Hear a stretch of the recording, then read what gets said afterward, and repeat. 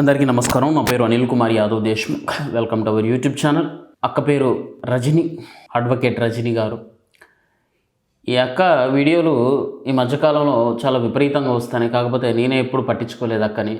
ఈరోజు ఎందుకో అక్క తమిళనాడు ఎలక్షన్లో ఎందుకు పవన్ కళ్యాణ్ గారు క్యాంపెయినింగ్ చేయలేదు, చంద్రబాబు గారు ఎందుకు చేయాల్సి వచ్చిందన్న దాని మీద యాంకర్ అడిగిన ఒక ప్రశ్నకి అక్క 10 నిమిషాలు ఆగకుండా గడ గడ గడ గడ గడ గడమని 10 ఆన్సర్లు ఇస్తాను. నిజంగా మీకు వాళ్ళు ఎంత పేమెంట్ చేస్తున్నారో నాకైతే అర్థం కావట్లా. They paid no, but how much I can't know. ఆ పేమెంట్ ఏదో నాకు చేస్తే నాక నిజంగా నువ్వు 10 నిమిషాలు మాట్లాడితే దానికి నేను 15 నిమిషాలు రిప్లై ఇవ్వగలుగుతాక్క. గడ గడ గడ గడ గడ అనుకుంటా. నీ అదృష్టం. ఎందుకంటే నువ్వు ఆ వర్గానికి సూట్ అయినావు, ఆ వర్గంలోకి వెళ్ళిపోయినావు. మేము అట్లా రాలేం కాబట్టి మా బతుకు ఇట్లనే ఉంది.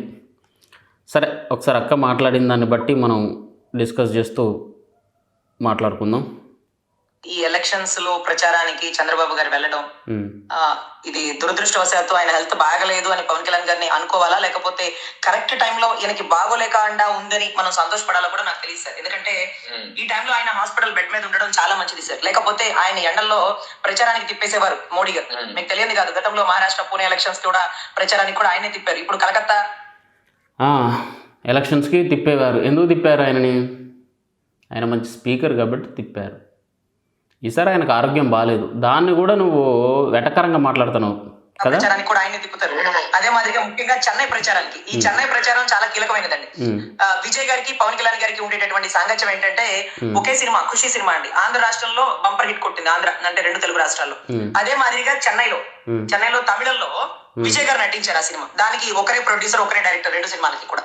సో వాళ్ళిద్దరి మధ్య మంచి ఒక హెల్తీ అట్మాస్ఫియర్ రిలేషన్.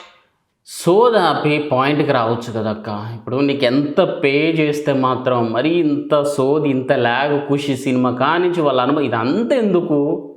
సర్లే చెప్పావు. సో ఇటువంటి పరిస్థితుల్లో పవన్ కళ్యాణ్ గారు చెన్నైకి వెళ్ళి ఒకవేళ విజయ్ గారిని తిట్టాల్సి వస్తే, విజయ్ గారిని విమర్శించాల్సి వస్తే ఎలా విమర్శిస్తారు? మామూలుగా అయితే మన చంద్రబాబు గారికి అలవాటైన విద్య, ఒక భార్యని వదిలేసినాడు, విడాకులు ఇచ్చినాడు, ఇతను సొసైటీకి ఏం చెప్తాడు అని అనేసేవాళ్ళు. ఆ మాట పవన్ కళ్యాణ్ గారు అనలేరు. ఎందుకంటే అతను ఒక భార్యకి విడాకులు ఇచ్చారు, 2 భార్యలకు విడాకులు ఇచ్చారు. సో అనలేరు. తర్వాత ఇప్పుడు పవన్ కళ్యాణ్ గారు భార్యల గురించి మాట్లాడతారా రజనీ గారు? ఎప్పుడన్నా మాట్లాడిండా? నోటికి ఎంత వస్తే అంత ఎందుకక్క? ఎంత పేమెంట్ చేస్తే మాత్రం మరీ పెండ తిన్నట్టు ఎందుకు మాట్లాడతావు అక్క? ఎప్పుడన్నా అసలు మేడం భారతి గారు అని చెప్పి పద్ధతిగా మాట్లాడతాడు పవన్ కళ్యాణ్. కానీ జగన్ రెడ్డి మాత్రం కార్లని, బైక్లని, ఆడోళ్ళని ఏ విధంగా వస్తువులతో బోరుతాడు. అంత నీచుడు జగన్. ఆయనను పక్కన పెట్టి ఒక భార్యకి విడాకులు ఇచ్చి ఇంకో భార్యను చేసుకున్నాడని సిబిఎన్ గారు ఏదో అంటారని ద పెయిన్ నో. యా, ముఖాలకి రంగులు వేసుకునే మాటలు నమ్మకండి అంటారు చంద్రబాబు గారు. ఆ మాట చంద్రబాబు గారు ఒకసారి అనేస్తారేమో, ఎందుకంటే ఎన్టీ రామారావు గారు కూడా ఒక సినీ రంగం నుంచి వచ్చిన వారే కదా. అదే మాదిరిగా ఇదే మాటని పవన్ కళ్యాణ్ గారు డెలిబరేట్ చేయలేరండి. ఎందుకంటే ఆయన కూడా అదే ప్రొఫెషన్ నుంచి బయటకు వచ్చారు కాబట్టి. ఇప్పుడు సిబిఎన్ గారు ముఖానికి రంగులు వేసుకున్న వాళ్ళని నమ్మొద్దని ఎప్పుడన్నా అన్నాడా? ముఖానికి రంగులు వేసుకున్న వాళ్ళని నమ్మొద్దని ఒకవేళ అన్నాడేమో, అంటే అనుండొచ్చు. కానీ బాబాయిని లేకపోతే ఇంకెవరినో లేపేశాడు, 1,00,000 కోట్లు మింగి తిన్నాడని పవన్ కళ్యాణ్ ఎప్పుడు చంద్రబాబు నాయుడు అనలే కదా. అదే మాదిరిగా ఒకటి మనం బాగా గుర్తుపెట్టుకోవాల్సిన విషయం ఏంటంటే, చెన్నైలో జనసేన సభ్యత్వాలు బాగా ఉన్నాయండి. అంటే బాగా అంటే అంత బాగా కాదు, ఇప్పుడిప్పుడే బిగిన్ అవుతూ ఉన్నాయండి. బాగా ఉన్నాయి అంటావు, అంత బాగా కాదంటావు, ఇప్పుడిప్పుడే బిగిన్ అంటావు. ఈ ప్లీజ్ అక్క, పేమెంట్ ఎంతో చెప్పక్క, ఏదైతుంది అంది. కానీ నేను కూడా సీమరాజు వేసుకున్నట్టు వైసీపీ టవల్ వేసుకొని మాట్లాడతా అక్క. ఎట్టయితే అట్టయింది, ఇక చేసేది ఏం లేదు. ఇక ఈ టైంలో ఆయన స్టాలిన్ పార్టీని తిట్టడం, విజయ్ పార్టీని విమర్శించడం, బీజేపీని పొగడ్డం, ఇవన్నీ చేస్తుంటే మరి వాట్ అబౌట్ జనసేన? ఆయన పార్టీ ఉనికి అక్కడ ఇప్పుడిప్పుడే బిగిన్ అవుతుంది. దేశవ్యాప్తంగా జాతీయ పార్టీ అవ్వాలి అంటే చెన్నైలో కానీ, కర్ణాటకలో కానీ, కేరళ. ఇప్పుడు జనసేన పార్టీ ముచ్చట నీకెందుకు? అసలు ఏం జరిగింది, ఏం జరుగుతుంది, ఏం జరగబోతుంది అది చెప్పంటే ఎదవ సోది. దేవుడు నాకు మంచి అవకాశం ఇచ్చి మంచిగా నాకు లైటింగ్ అంతా సెటప్ కరెక్ట్గా ఉండి మంచి సౌకర్యాలు ఉంటే మాత్రం నిన్ను స్టూడియోలో కూర్చోబెట్టి మంచి ఇంటర్వ్యూ చేస్తాక. నిన్ను మాత్రం, నిన్నే కాదు, నీలాగా అడిగింది ఆట అనైతే 10 రూపాయల సమాధానం చెప్పేటోళ్ళందరినీ మీ అందరి గురించి మంచిగా కూసబెట్టి మాట్లాడాలని నాకు. కానీ నిన్న మొన్న కూడా రామ్ తాలూరి గారు లేకపోతే మా పార్టీకి సంబంధించిన ఎమ్మెల్సీ నాగబాబు గారు, రామ్ తల్లూరు ఎందుకు వచ్చిండు, నాగబాబు గారు ఎందుకు వచ్చిళ్ళు, జనసేన పార్టీకి సంబంధించిన నాగబాబు గారు, వీళ్ళందరూ కూడా సభ్యత నమోదులు చేస్తున్నారండి. సో ఇక్కడ కేరళలో జనసేన గానీ ఇప్పుడు విమర్శించే పరిస్థితి కాదు. సో ఇటువంటి అప్పుడు ఈయన హాస్పిటల్ బెడ్ మీద ఐసీయూలో ఉన్నాడా, ఏసీ రూమ్ లో ఉన్నాడా, ఇది కరెక్ట్ టైం ఆయన రెస్ట్ తీసుకోవడానికి. ఏసీ రూమ్ వల్లే ఉంటాడు, ఎవరితో ఉన్నాడో మరి నాకు అది అర్థం కావట్లేదు. మరి నీకేమన్నా తెలితే చెప్పరాదు, మరి ఎవరితో ఉన్నాడో పవన్ కళ్యాణ్ ఏసీ రూమ్లో.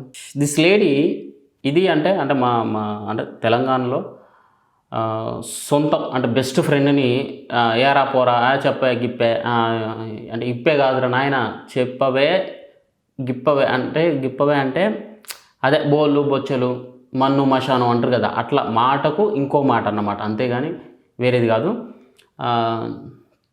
అట్లా ఆ విధంగానే నిన్ను ఇది అని చెప్పి మాట్లాడిన తప్పితే ఇంకోటి కాదు, ఒక బెస్ట్ ఫ్రెండ్ లాగా. చెప్పు.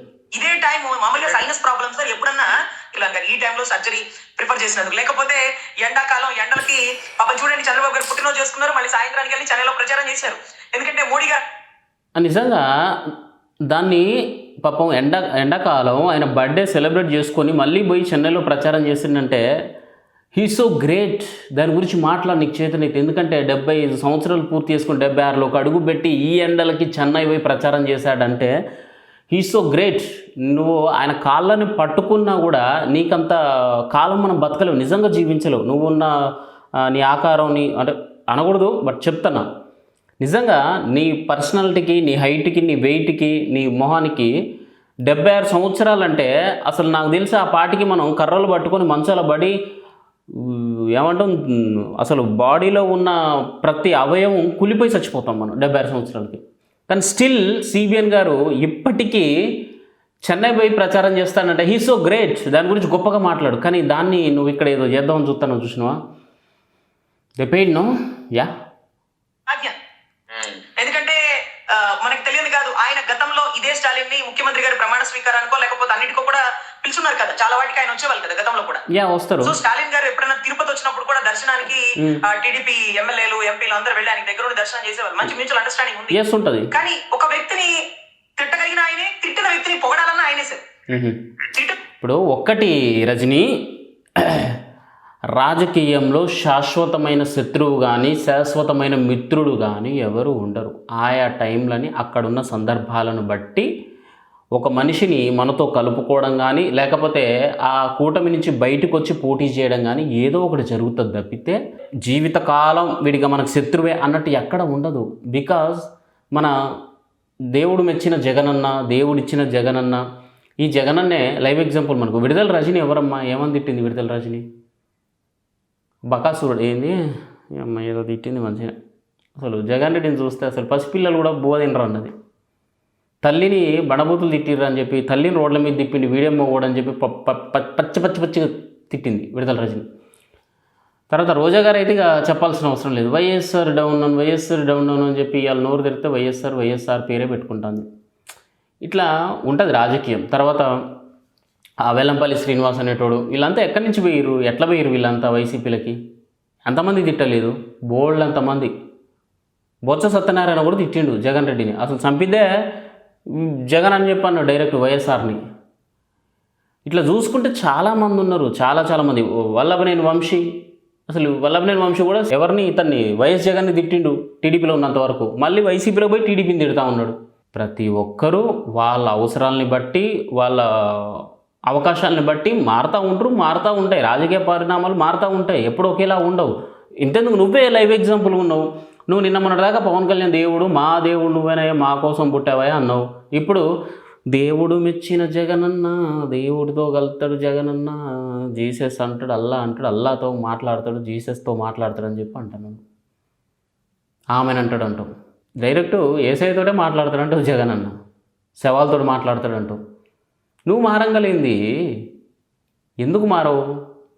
మారతాయి, పరిస్థితులు మారతాయి రజని. థ్యాంక్ యూ, జై హింద్.